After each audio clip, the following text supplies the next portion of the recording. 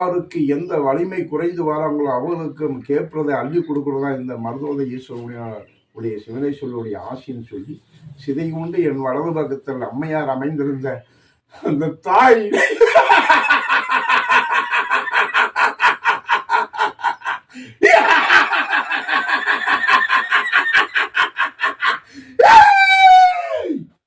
சிவா சிவா சிவா என் தாயின் ஆலயத்தை சிறப்படுத்தி என்னை வழிமுறைப்படம் வந்து இந்த பூலோகத்துல தென்னாட்டினுடைய அர்த்தனையும் நான் இந்த இடத்துல வரவழைத்து உன் புகழும் இந்த மக்களுடைய ஆசியம் விக்கிரமங்கலம் கோயில்பட்டியில் இருந்த மக்களுடைய உன்னதமான பக்தி மார்க்கத்தை நான் வழிபடுத்தி உங்களை நல்ல முறையில நான் காத்து வருவேன்னு சொல்லி ஐயா எனக்கு அருள்புரிஞ்சார். இதன் அடிப்படையில் ஒவ்வொன்றாக சொல்லும் போது பல வணிக ஸ்தலமாக இந்த நடந்திருக்கு. விக்கிரம சோழபுரம் அந்த சோழ மன்னனாலும் பாண்டிய மன்னனாலும் இணைந்து கட்டப்பட்டது, பல்லவர்களாலையும் சேர்த்து கட்டப்பட்ட இந்த ஒரு பெரிய ஆலயம் சாதாரண இல்லை. கொங்கண சித்தரும் அகத்திய முனி வந்து எனக்கு காசி விஸ்வநாதன் என்னுடைய பூர்வீகத்து குலதெய்வம் அவர் தான் எங்களுக்கு. அவர் எனக்குள்ள ஆள் கொண்டனால நான் அவர் மலையில் இருக்கும்போது எனக்கு ஞானம் கிடச்சி அருள் மயந்து வெப்பன்ஸை தூக்கி போட்டு நான் எனக்கு சர்வீஸ் பண்ண இஷ்டம் இல்லைன்னு சொல்லிட்டு நான் வெளியேறிட்டேன். அப்படி வரும் தருவாயில் திருவண்ணாமலையில் சஞ்சரிக்கிறேன். திருவண்ணாமலையில் பல சித்தருடைய மார்க்கங்கள் சில ரூபத்திலையும் அசரி வாக்கிலையும் நிறைய விஷயங்களை நான் சந்திக்கும் போது நான் யார் என்றதை எனக்கு என்னுடைய பேரவை நான் தவறாக ஒரு திருவண்ணாமலையில் பிரவிக்கும் போது அந்த அண்ணாமலையார் சொல்றாரு, உன் பேரு உண்மையான பேர் இதுதான், நீ மகாமணின்னு நீ சொல்லி மாற்றி சொல்ற, உன் பேரு மகாமணின்னு சொல்லி இதுதான் உன் பேரு. இந்த பூலோகத்தில் வந்ததுல போன பிறவி நீ ஒரு பிராமின், இந்த பிறவியில வந்து நீ செய்ய வேண்டிய கடமை இருக்குன்னு சொல்லி உன்னை சித்தனா நான் படைச்சிருக்கேன், நீ சிவ மார்க்கத்துல பணி புரிஞ்சு வரணும்னு எனக்கு ஒரு 8 வயசுல மரண தருவாய் ஏற்பட்டது. 8 வயசுல மரணமாகி ஊரை என்னை கூடிய மக்கள்லாம் வந்து அழுது இருக்கும்போது அதிகாலையில் ஒரு 5 மணிக்கு கண் விழித்து பார்க்கும்போது என் உடன் வந்து ரொம்ப வலிமையாக வலிக்குது. அப்போ எல்லாம் கூடி இருக்கும்போது கேட்கும்போது ஒன்றும் இல்லை உன்னை பார்க்க வந்தேன்னு சொல்லி எல்லாம் கூட்டாங்க. அப்படி 7 வயசுலேயே நான் சரணமானேன். அந்த நிகழ்வு ஐயா எனக்கு சொன்னார், உன்னை நான் இது பண்ணேன், இருந்தாலும் உனக்கு வேலை நிறையா இருக்குது இந்த பூலோகத்தை, அதை முடிச்சு தான் நீ வரணும்னு சொல்லிட்டு நான் மேலோகம் போயிட்டு திரும்பி வந்தேன். மரணத்தை தாண்டி ஐயானுடைய நிலையில் நான் வாழ்ந்துட்டு இருக்கேன்.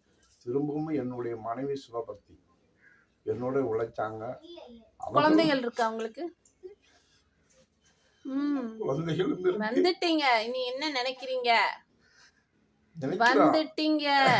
மனைவி மரணமாயி 2 குழந்தை கொடுத்துட்டு மரணம் ஆயிடுச்சு.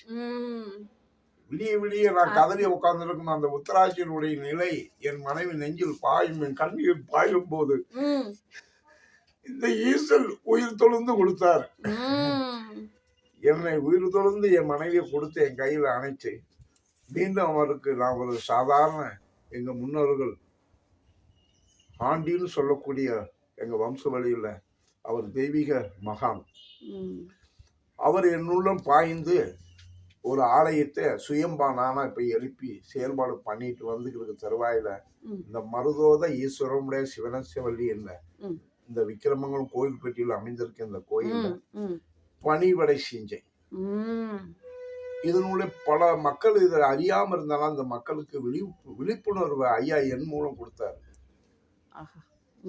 கொடுத்து இதனுடைய தொட்டு தொட்டு வரும்போது நான் எங்கே இருக்கேன்னு சொல்லி அவருக்கு எனக்குள்ள உச்சத்தில் பாஞ்சு முன்னால் இருக்கிற இந்த குளத்துக்குள்ள இதை கட்டி வாழ்ந்த ஒரு மகான், அந்த ஆத்மா இங்கதான் இருக்கு, நீ பூஜை பண்ணும்போது இந்த மகானை தொட்டு கும்பிட்டு நீ உள் வரும்போது உனக்கு நான் பிரசன்னம் கொடுப்பேன், உனக்கு காட்சி கொடுப்பேன், நீ என்றும் நீ வரும்போது இந்த மக்களுக்கு விளங்கப்படுத்தணும் சொல்லணும்னு சொல்லி இந்த குளத்துல ஒரு கோபுரம் கட்டி அந்த மகானுக்கு நீ வழிபாட்டு முறை பண்ணி என்னை நீ வழிபாடு பண்ணும்போது இந்த பகுதியில் உள்ள மக்கள் அத்தனை பேரும் சிறப்பிக்கும், ஆனந்தம் கொடுக்கும். யாருக்கு எந்த வலிமை குறைந்து வராங்களோ அவர்களுக்கு கேட்பதை அள்ளி கொடுக்கறதா இந்த மருதோத ஈஸ்வரனுடைய சிவனேஸ்வரனுடைய ஆசின்னு சொல்லி சிதை கொண்டு என் வலது பக்கத்தில் அம்மையார் அமைந்திருந்த அந்த தாய்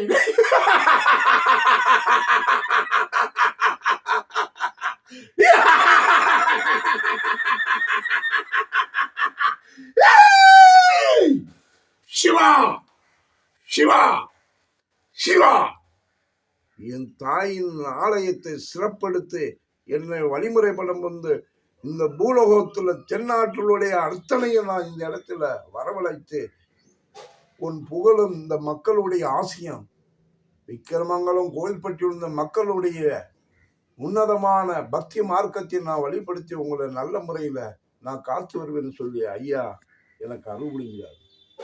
இதன் அடிப்படையில் ஒவ்வொன்றாக சொல்லும்போது பல வணிக ஸ்தலமாக இந்த நடந்திருக்கு.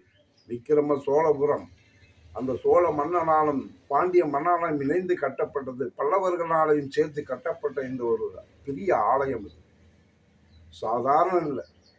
கொங்கண சித்தரும் அகத்திய முனிவரும் பலப்பட்ட 18 சித்திரங்களிலும் பலவிதமான மகான்கள் இந்த இடத்துல வந்து சஞ்சரித்து இந்த வணிக ஸ்தலமாக விளங்கி இந்த இடத்துக்கு இரவுடைய ஆசிரியர்களும் விளங்கி கொண்டு நல்ல நிலையில் அடைந்திருக்கு. இதனுடைய விரிவாக்கம் நிறைய இருக்கு. இருந்தாலும் நான் உங்களுக்கு என் அருளோடு மட்டும்தான் கூற முடியும்.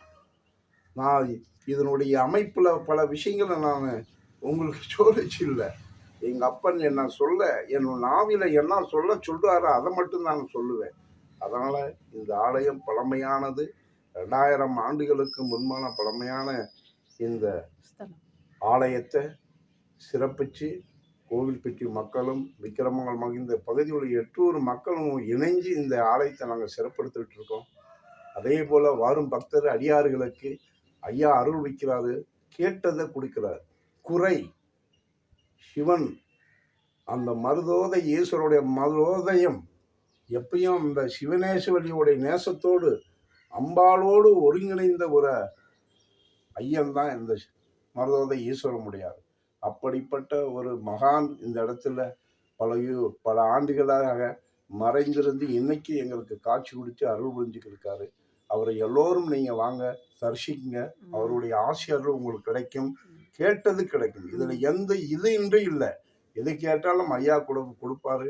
எல்லாரும் வந்து வணங்கி இந்த ஆலயத்தை சிறப்பிக்கிறதுக்கு உங்களால் இறைவன் இந்த சிவபெருமான் உங்க உள்ளத்தில் புகுந்து என்ன உங்க மனசுக்குள்ள தூய்மை படித்து உங்களோட எழுப்புறார அதை மட்டும் நீங்க வந்து செய்து ஐயாவை நம்மளை படைத்த அந்த ஈசனுடைய அருள் பெருமாறு உங்களை அன்போடு வரவேற்க அழைக்கிறேன்.